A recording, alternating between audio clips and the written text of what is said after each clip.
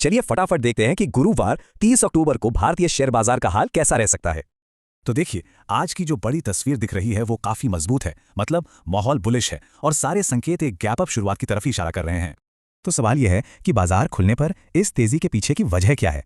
आखिर ये जोश आ कहां से रहा है?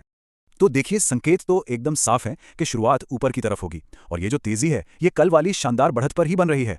निफ्टी ने कल 26,000 का वो जरूरी लेवल वापस पा लिया था। बस वही कॉन्फिडेंस आज भी बाजार में दिखने की उम्मीद है। चलिए अब थोड़ा और गहराई में चलते हैं और देखते हैं कि इस बुलिश सेंटिमेंट को असल में ताकत कहां से मिल रही है। अब जो सबसे दिलचस्प बात है वो ये है कि यूएस फेड से ब्याज दरें घटने की उम्मीद लगभग पक्की मानी जा रही है। अगर ऐसा होता है तो भारत जैसे बाजारों में विदेशी पैसा और तेजी से आ सकता है, जो हमारे मार्केट को और ऊपर ले जाने का दम रखता है। और अब आते हैं दूसरे सबसे बड़े कारण पर। ये देखिए, विदेशी संस्थागत निवेशक मतलब FIIs बाजार में पैसा झोंक रहे हैं। ये जो आप देख रहे हैं ये एक ही दिन में 10,000 करोड़ से ज्यादा की नेट खरीदारी है। सोचिए, इस महीने की सबसे बड़ी बाइंग एक ही दिन में। ये कोई छोटी मोटी बात नहीं है। और जानते हैं, चार्ट्स भी इसी कहानी को बयां कर रहे हैं। सुपर ट्रेंड बुलिश है, जो खरीदारी का साफ संकेत है। मैकडी का पॉजिटिव क्रॉसओवर बता रहा है कि मोमेंटम बना रहेगा और RSI के हिसाब से भी रैली में अभी और दम बाकी है। तो एक और अहम बात, मार्केट का डर वाला मीटर यानी इंडिया VX बहुत नीचे है। इसका मतलब है कि ट्रेडर्स में घबराहट कम है और माहौल काफी स्थिर है। बड़े उतार चढ़ाव की आशंका फिलहाल कमी लग रही है। चलिए अब सीधे सीधे उन नंबर्स पर आते हैं, उन लेवल्स पर आते हैं जिन पर आज सबकी नजरें टिकी रहेंगी।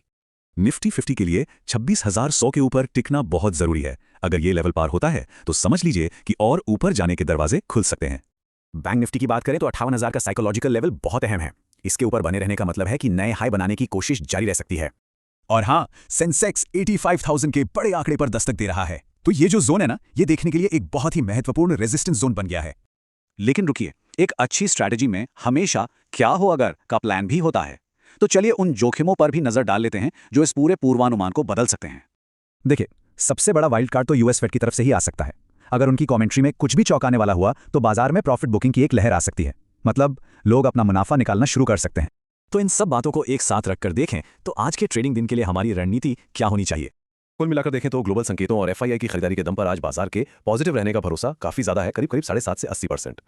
तो इसका सीधा सा मतलब यह है कि आज की रणनीति होनी चाहिए बाय ऑन डिप्स।